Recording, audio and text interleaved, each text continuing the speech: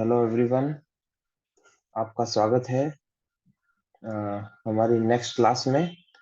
अब तक हम फोटोसिंथेसिस के अंदर फोटोसिंथेसिस का इंट्रोडक्शन, लाइट रिएक्शन एंड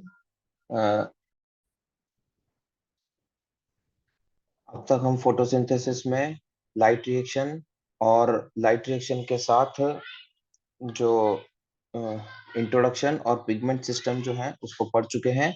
अब हमारा फोटोसिंथेसिस के नेक्स्ट पार्ट में हम एंट्री करेंगे, जो बहुत इंपॉर्टेंट पार्ट है।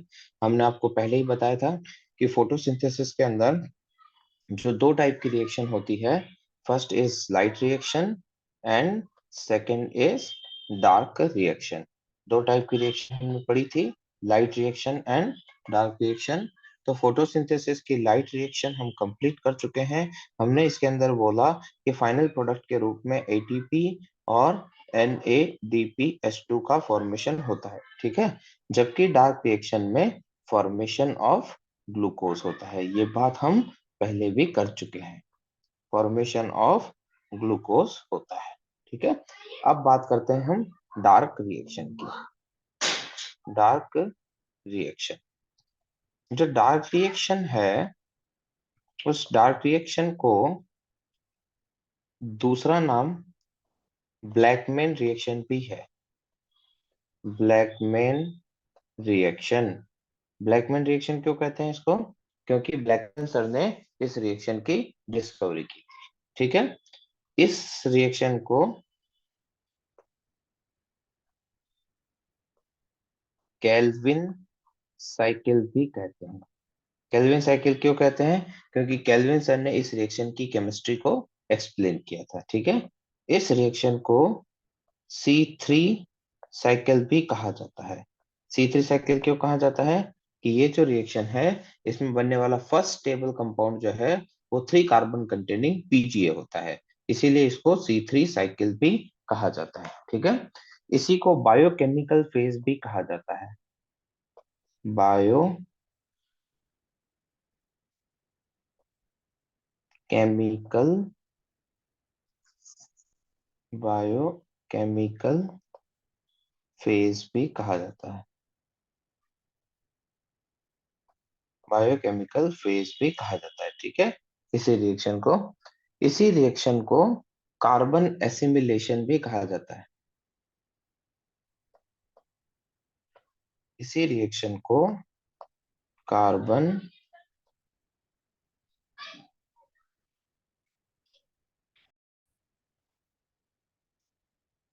इसे कार्बन एसिमिलेशन भी कहते हैं।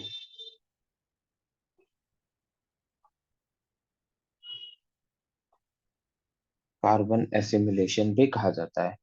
इसी रिएक्शन को photosynthetic carbon reduction cycle PCR cycle भी कहते हैं। फोटोसिंथेटिक कार्बन रिडक्शन साइकिल भी कहा जाता है, ठीक है। इसी को रिडक्टिव पेंटोस फॉस्फेट पाथवे भी कहा जाता है। इसी को रिडक्टिव पेंटोस फॉस्फेट पाथवे भी कहा जाता है। रिडक्टिव पेंटोस फॉस्फेट पाथवे भी कहा जाता है, ठीक है। ये इस रिएक्शन के कुछ अदर नेम्स है, ठीक है बच्चों। तो अब हम जो ये रिएक्शन पढ़ेंगे, इस रिएक्शन को हम क्रैच से पढ़ेंगे, शुरुआत से पढ़ेंगे, ठीक है। ये रिएक्शन हमको ये बोलती है कि इस रिएक्शन में हमें ग्लूकोज बनाना है। तो ये रिएक्शन किस तरह से स्टार्ट होती है वो मैं आप लोगों के साथ डिस्कस करूंगा। सबसे पहले देखिए, इस रिएक्शन में ना आपको पूरा मैथमेटिक्स लगाना है। इसमें आप रिएक्शन में 3 कार्बन कंटेनिंग कंपाउंड भी बनता है, 4 5 6 7 कार्बन कंटेनिंग कंपाउंड तक इस रिएक्शन में बनते हैं। और आप सब रिएक्शंस को बिना कैलकुलेशन के याद नहीं रख सकते। बहुत ही बेसिक कैलकुलेशन है। जस्ट लाइक 3 इंटू टू 6 होता है, 6 इंटू टू 12 होता है, 12 डिवाइडेड बाई 3 जो है 4 होता है, 12 डिवाइडेड बाई 2 6 होता है। इस तरह की एक बेसिक रिएक्शंस है, उससे आपको पूरी रिएक्शंस याद रखनी है, ठीक है। तो इसमें नंबर ऑफ कार्बन जो है वो उसको आपको ध्यान में रखते हुए रिएक्शन चलानी है, ठीक है बच्चों। तो सबसे पहले मैं स्टार्ट करूंगा RuBP से। जो RuBP है वो 5 कार्बन कंटेनिंग कंपाउंड है। तो RuBP के 6 मॉलिक्यूल प्लस ऐड होते हैं 6 मॉलिक्यूल ऑफ CO2 के साथ। और CO2 में कितने कार्बन है? 1 कार्बन है। तो आप ध्यान से देखें तो 6 इंटू 5 30 कार्बन, और 6 इंटू 1 6 कार्बन। तो total 30 plus 6 36 carbon containing compound बनेगा। तो यहाँ पे जो हमारा एंजाइम सबसे पहला काम आता है वो होता है रूबिस्को। रूबिस्को एंजाइम जो है वो यहाँ पे सबसे पहले इस रिएक्शन में काम आता है, और एक अनस्टेबल कंपाउंड का फॉर्मेशन करता है। किसका फॉर्मेशन करता है? अनस्टेबल कंपाउंड का फॉर्मेशन करता है। ये अनस्टेबल कंपाउंड जो होता है ये ओवरऑल 36 कार्बन कंटेनिंग होता है। ये क्या होता है ये अभी तक हम लोगों को पता नहीं है, पर ये जब मॉलिक्यूल टूटता है ये 12 मॉलिक्यूल ऑफ 3 PGA का फॉर्मेशन करता है। 12 मॉलिक्यूल ऑफ 3 PGA का फॉर्मेशन करता है, जिसमें 1 मॉलिक्यूल में 3 कार्बन होंगे। देखिए कार्बन अभी भी बैलेंस है, 36 कार्बन, और 12 इंटू 3 36 कार्बन, ठीक है। अब 12 मॉलिक्यूल ऑफ जो PGA बनता है, इस 12 मॉलिक्यूल ऑफ PGA पर 12 मॉलिक्यूल ऑफ ATP जो है वो टूटते हैं, और 12 molecule of ADP plus inorganic phosphate का फॉर्मेशन करते हैं। तो ये जो इनऑर्गेनिक फॉस्फेट होता है, ये जाके PGA पे जुड़ता है और फॉर्मेशन करता है 12 मॉलिक्यूल ऑफ 1,3 बाई PGA। ये फॉर्मेशन करता है 12 मॉलिक्यूल ऑफ 1,3 बाई PGA का फॉर्मेशन करता है। ये 3 कार्बन कंटेनिंग कंपाउंड है। 3 इंटू 12 अभी भी 36 है। कार्बन का नंबर जो है वो मेंटेन्ड है, और कार्बन का नंबर मेंटेन्ड है तो रिएक्शन आगे चलेगी। बच्चों आपको याद होगा मैंने आपको बताया था कि जो फोटोसिंथेसिस है उसमें 1 मॉलिक्यूल ग्लूकोज के फॉर्मेशन के लिए 12 मॉलिक्यूल ऑफ ATP और 12 और 18 मॉलिक्यूल ऑफ ATP और 12 मॉलिक्यूल ऑफ NADPH2 का फॉर्मेशन होता है।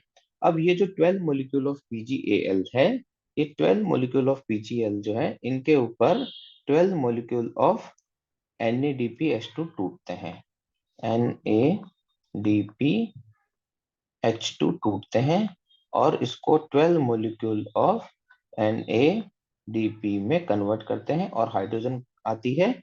ये हाइड्रोजन जो होती है, ये हाइड्रोजन यहाँ जाके अटैच हो जाती है, और ये फॉस्फोग्लिसरिक एसिड जो होता है वो 12 मॉलिक्यूल ऑफ PgAl फॉस्फोग्लिसरल्डिहाइड में 12 मॉलिक्यूल ऑफ फॉस्फोग्लिसरल्डिहाइड में कन्वर्ट हो जाता है।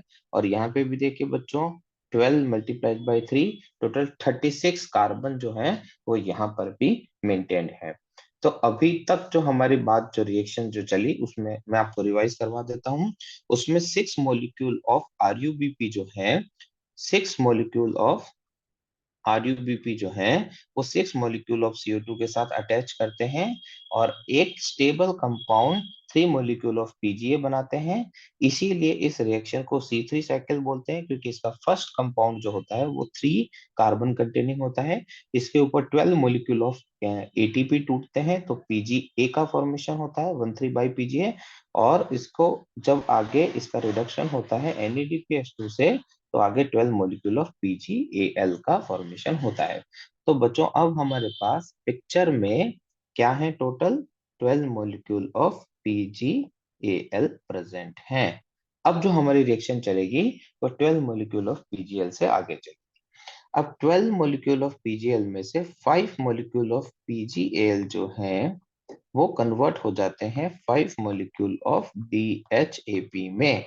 ये DHAP भी कार्बन कंटेनिंग है, 3 कार्बन कंटेनिंग है। ये PGL भी 3 कार्बन, ओनली आइसोमेराइजेशन होता है और ये इसके अंदर कन्वर्ट हो जाता है। ठीक है बच्चों, तो अभी हमारा PGL के 12 मॉलिक्यूल्स थे, उसमें से 5 मॉलिक्यूल कंज्यूम होने के बाद हमारे पास कितने बचे? 7 मॉलिक्यूल बचे। और अब हमारे पास 5 मॉलिक्यूल ऑफ DHAP पिक्चर में है। ठीक है बच्चों, अब रिएक्शन कैसे आगे चलेगी? अब 3 मॉलिक्यूल ऑफ PgAl जो है वो 3 मॉलिक्यूल ऑफ DHAP के साथ रिएक्शन करते हैं। 3 molecule, 3 carbon containing, this is also 3 carbon containing. तो 3 इंटू 3 9 एंड 3 इंटू 3 9। तो 9 plus 9 total 18 carbon containing compound बनता है, जो होता है फ्रक्टोज 16 बाई फॉस्फेट। ये फ्रक्टोज 16 बाइफॉस्फेट अगर 6 कार्बन कंटेनिंग है तो इसके टोटल कितने मॉलिक्यूल बनेंगे बच्चों? 3 मॉलिक्यूल बनेंगे, तभी 6 इंटू 3 18 होगा और ये जो रिएक्शन है वो बैलेंस होगी। तो अब हमारे पास पिक्चर में 3 मॉलिक्यूल ऑफ क्या हो गया है? फ्रक्टोज भी है। ठीक है, तो ये फ्रक्टोज के 3 मॉलिक्यूल में से 1 मॉलिक्यूल ऑफ फ्रक्टोज 16 बाइफॉस्फेट जो है, 1 मॉलिक्यूल ऑफ फ्रक्टोज 16 बाइफॉस्फेट जो है, ये आगे चल के 1 मॉलिक्यूल ऑफ फ्रक्टोज बनाता है और 1 मॉलिक्यूल ऑफ फ्रक्टोज जो है वो आगे चल के 1 मॉलिक्यूल ऑफ ग्लूकोज बना देता है। आपको अच्छे से पता है कि ग्लूकोज जो है वो आइसोमेराइजेशन से बनता है। तो इस तरह से हमारे पास यहाँ पे एंड प्रोडक्ट के रूप में 1 मॉलिक्यूल ऑफ ग्लूकोज हमें प्राप्त हो जाता है। और यही हमारे रिएक्शन का टारगेट था। डार्क रिएक्शन के हमें अंदर ग्लूकोज बनाना था, तो हमने ग्लूकोज का फॉर्मेशन कर दिया। पर बच्चों ये देखो ध्यान से कि अभी भी हमारे पास इसके 3 मॉलिक्यूल में से सिर्फ 1 मॉलिक्यूल काम में आया है। तो अभी भी हमारे पास इसके 2 मॉलिक्यूल बच रहे हैं। 7 मॉलिक्यूल ऑफ PgAl बच रहे हैं। सॉरी, 7 में से 3 हमने यहाँ यूज कर लिए तो 4 बचे, और इसमें से भी 3 यहाँ यूज कर लिए तो 2 बचे। तो 4 मॉलिक्यूल ऑफ PGL बच रहे हैं, 2 मॉलिक्यूल ऑफ DHAP बच रहे हैं, 2 मॉलिक्यूल ऑफ फ्रक्टोज बच रहे हैं। तो फर्स्ट रिएक्शन जो चली थी वो यहाँ से चली थी RUBP से। अगर इस तरह से हम RUBP का इस्तेमाल करते जाएंगे और ग्लूकोज को लास्ट रिएक्शन में यहाँ पे फॉर्म करते जाएंगे, तो एक समय ऐसा आएगा कि प्लांट में ये इसका कमी हो जाएगा, RUBP का कमी हो जाएगा। तो जो केल्विन साइकिल चलता है वो 2 रिएक्शन में चलता है, 2 पार्ट में चलता है। पहला पार्ट जो होता है वो ग्लूकोज को फॉर्म करने के काम आता है, और दूसरा पार्ट जो होता है वो RUBP को रीफॉर्म करने के काम आता है। RUBP को रीफॉर्मेशन में काम आता है, क्योंकि अगर इस तरह से नहीं किया तो RUBP खत्म हो जाएगा। तो अब RUBP के रीफॉर्मेशन में हम फ्रक्टोज के रिमेनिंग 2 मॉलिक्यूल का इस्तेमाल करेंगे। तो आपके 2 मॉलिक्यूल ऑफ फ्रक्टोज 16 बाइफॉस्फेट जो है, ये 2 मॉलिक्यूल ऑफ फ्रक्टोज 16 बाइफॉस्फेट आगे जाके 2 मॉलिक्यूल ऑफ PgAl के साथ रिएक्शन करते हैं। तो फ्रक्टोज में 6 कार्बन, PgAl में 3 कार्बन। तो 3 मल्टीप्लाई बाई 2 6 और 6 मल्टीप्लाई बाई 2 12। तो टोटल 18 कार्बन कंटेनिंग कंपाउंड बनता है। तो देखिए फ्रक्टोज यहाँ से 2 थे, खत्म हो गए, और PgAl के यहाँ पे 2 बचे ओनली। ठीक है, PgAl के 2 मॉलिक्यूल बचे। तो इससे जो फॉर्मेशन होता है टोटल 6 इंटू 2 12 और 18 कार्बन कंटेनिंग कंपाउंड बनता है। तो वो 18 कार्बन कंटेनिंग कंपाउंड क्या होता है बच्चों? 2 molecule of erythrulose plus 2 molecule of xylulose.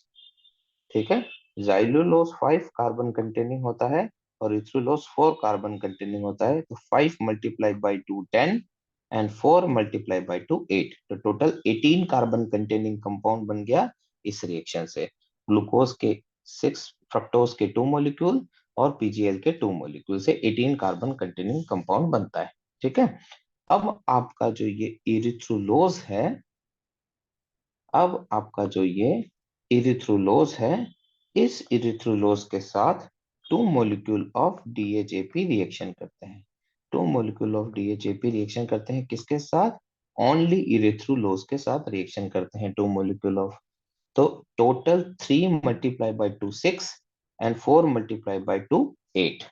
तो 6 प्लस 8 14 कार्बन कंटेनिंग कंपाउंड बनता है, जिसका वो नाम है two molecule of sedoheptulose 17 biphosphate. तो ये टोटल 2 मॉलिक्यूल्स बनते हैं और एक में 7 कार्बन कंटेनिंग होता है। तो ये जो 7 कार्बन कंटेनिंग कंपाउंड है, ये लार्जेस्ट कंपाउंड है 7 कार्बन, बाकी सब इससे छोटे होते हैं। तो देखिए अभी हमारे डीएचएपी भी खत्म हो गए, क्योंकि डीएचएपी ने रिएक्शन कर लिया, तो डीएचएपी भी हमारे पास खत्म हो गए। अब हमारे पास लास्ट 2 मॉलिक्यूल ऑफ पीजीएल बचे हैं, जो हमारे स्यूडोहेप्टेलोस के साथ रिएक्शन करता है। Cl, इसमें भी 3 कार्बन कंटेनिंग कंपाउंड है। तो बच्चों इससे क्या बनेगा? देखिए 7 इंटू 2 14 और 3 इंटू 2 6। तो 14 plus 6 total 20 carbon containing compound बनेगा। वो जो 20 कार्बन कंटेनिंग कंपाउंड बनेगा उसमें बनेंगे 2 molecule of xylulose plus 2 molecule of ribose. ये टू, ये भी कार्बन 5 कार्बन कंटेनिंग कंपाउंड है, ये भी 5 कार्बन कंटेनिंग कंपाउंड है। तो अभी देखो बच्चों, आपके पास जाइलुलोज कितने हो गए? 2 जाइलुलोज तो ये बचे हैं, है ना, और 2 जाइलुलोज आपके पास चाहिए बचे हैं। तो टोटल आपके पास हो गए हैं 4 जाइलुलोज। ये भी खत्म हो गया। 4 जाइलुलोज जो बचे हैं, ये 4 जाइलुलोज भी 4 राइबोज में कन्वर्ट हो जाते हैं। ये 4 राइबोज भी 5 कार्बन कंटेनिंग कंपाउंड है, ये राइबोज भी 5 कार्बन कंटेनिंग कंपाउंड है, और जेलुलोज भी 5 कार्बन कंटेनिंग कंपाउंड है। ये सिर्फ आइसोमेराइजेशन होता है और ये इसमें कन्वर्ट हो जाते हैं। तो टोटल हमारे पास, अब अगर पिक्चर में हम देखें, तो टोटल हमारे पास 6 मॉलिक्यूल ऑफ राइबोज है। तो जो हमारे पास टोटल 6 मॉलिक्यूल ऑफ राइबोज है, ये 6 मॉलिक्यूल ऑफ राइबोज जो हैं, उसके ऊपर 6 मॉलिक्यूल ऑफ एटीपी काम में आते हैं, जो 6 मॉलिक्यूल ऑफ एडीपी में बदलते हैं, प्लस इनऑर्गेनिक फॉस्फेट में बदलते हैं। और ये इनऑर्गेनिक फॉस्फेट जब इसके ऊपर जाके जुड़ता है, तो वापस 6 मॉलिक्यूल ऑफ आरयूबीपी को फॉर्मेशन करता है। ठीक है बच्चों, तो इस तरह से हमारी ये पूरी रिएक्शन चलती है। इस पूरी रिएक्शन को अगर हम ध्यान से देखें, देखिए आपको ये रिएक्शन बहुत बड़ी लग रही होगी, पर ये रिएक्शन बहुत बड़ी नहीं है। इसको कंसेप्चुअली आप सिर्फ 2 या 3 बार लिख के याद करेंगे, तो मैं आपसे प्रॉमिस करता हूँ कि ये रिएक्शन आपको याद हो जाएगी। ठीक है, मैं इस रिएक्शन को वापस रिवाइज कर लेता हूँ। आप वापस ध्यान से देखिएगा कि सबसे पहले 6 मॉलिक्यूल ऑफ आरयूबीपी जो हैं, ये 6 molecule of RuBP 6 molecule of CO2 की प्रेजेंस में एक अनस्टेबल कंपाउंड को फॉर्मेशन करते हैं। ये अनस्टेबल कंपाउंड जो है वो 3 मॉलिक्यूल ऑफ पीजीए में टूटता है, सॉरी 12 मॉलिक्यूल ऑफ 3 पीजीए में टूटता है, जिसमें 36 कार्बन होते हैं। ये पीजीए जो है वो एटीपी को तोड़ता है और NADPH2 को यूज करता है, और टोटल 12 मॉलिक्यूल ऑफ पीजीएल का फॉर्मेशन करता है। 12 मॉलिक्यूल ऑफ पीजीएल में से 5 मॉलिक्यूल ऑफ पीजीएल जो है वो 5 डीएचएपी में कन्वर्ट हो जाते हैं, और 3 मॉलिक्यूल ऑफ पीजीएल फिर बाद में जो नए बने हुए 3 मॉलिक्यूल ऑफ डीएचएपी है उसके साथ रिएक्शन करते हैं। तो फ्रक्टोज के टोटल 3 मॉलिक्यूल का फॉर्मेशन करते हैं। 3 मॉलिक्यूल ऑफ फ्रक्टोज में से 1 मॉलिक्यूल ऑफ फ्रक्टोज आगे जाके 1 मॉलिक्यूल ऑफ ग्लूकोज को बनाने में काम आता है। तो इस तरह से हमारा ग्लूकोज का फॉर्मेशन हो गया। अब जो रिमेनिंग 2 मॉलिक्यूल ऑफ फ्रक्टोज है, वो 2 मॉलिक्यूल ऑफ पीजीएल के साथ रिएक्शन करके इरेथ्रुलोज इरेथ्रुलोज और जाइलुलोज दोनों का फॉर्मेशन करते हैं। इसमें से जाइलुलोज के साथ जब डीएचएपी का फॉर्मेशन होगा, तो सीडोहेप्टुलोज का फॉर्मेशन होगा, 2 मॉलिक्यूल। सीडोहेप्टुलोज के साथ 2 मॉलिक्यूल ऑफ पीजीएल रिएक्शन करेंगे। ठीक है, तो वो 2 मॉलिक्यूल ऑफ जाइलोज और 2 मॉलिक्यूल ऑफ राइबोस का फॉर्मेशन करेगा। तो इस तरह से हमारे पास टोटल 6 मॉलिक्यूल ऑफ राइबोस होंगे, और 6 मॉलिक्यूल ऑफ राइबोस जो है वो 6 मॉलिक्यूल ऑफ एटीपी का इस्तेमाल करके आगे वापस 6 मॉलिक्यूल ऑफ आरयूबीपी का रीफॉर्मेशन करेंगे। तो इस तरह से ये जो रिएक्शन है टोटल 2 भाग में चलती है। अगर अपन लाइट रिएक्शन की बात करें, उसमें हमने एक कॉन्सेप्ट पढ़ा था। क्या कॉन्सेप्ट पढ़ा था? कि 1 मॉलिक्यूल ऑफ ग्लूकोज जो है, वो उसको बनाने के लिए टोटल 18 एटीपी और 12 NADPH2 की रिक्वायरमेंट होती है। ठीक है, तो ये ध्यान से देखिए आप, कहाँ है 18 एटीपी?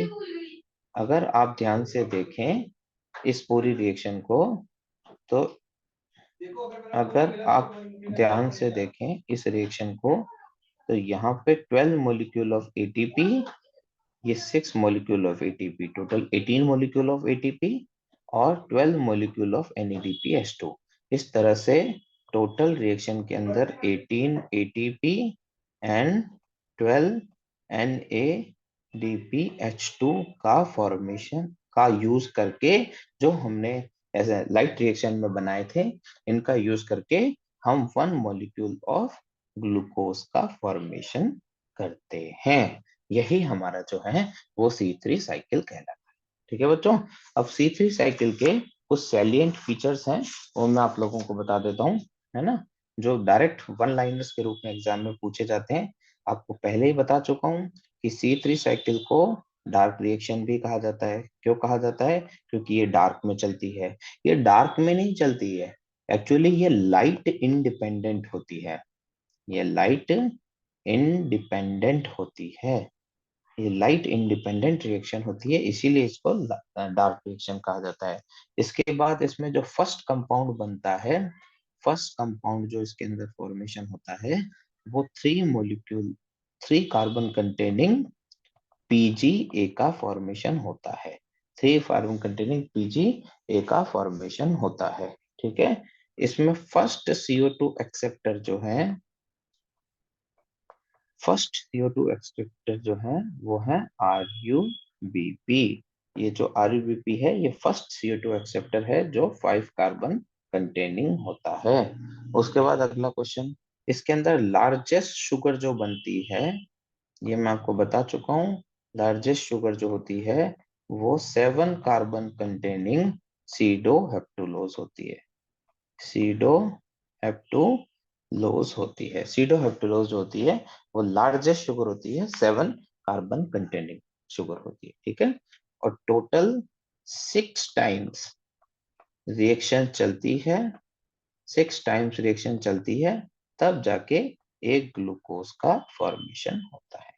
जो केल्विन साइकिल है वो 6 टाइम चलेगी, तब जाके कहीं एक ग्लूकोज का फॉर्मेशन होता है। चलो, अब यहाँ पे एक और बेसिक कॉन्सेप्ट की अपन बात करें, वारबर्ग इफेक्ट। ठीक है, वारबर्ग इफेक्ट क्या होता है? ओके, वारबर्ग इफेक्ट यह बोलता है कि अगर ऑक्सीजन का कंसंट्रेशन एनवायरनमेंट में बढ़ेगा या प्लांट के चारों तरफ बढ़ेगा, तो हाई ऑक्सीजन कंसंट्रेशन पर, हाई कंसंट्रेशन पर, हाई कंसंट्रेशन पर जो इनहिबिटरी इफेक्ट मिलता है, इनहिबिटरी इफेक्ट मिलता है C3 साइकिल को, C3 साइकिल को, और ग्लूकोज फॉर्मेशन कम हो जाता है, ग्लूकोज फॉर्मेशन डिक्रीज हो जाता है। इसी को वारबर्ग इफेक्ट कहा जाता है। ठीक है, इसी को वारबर्ग इफेक्ट कहा जाता है।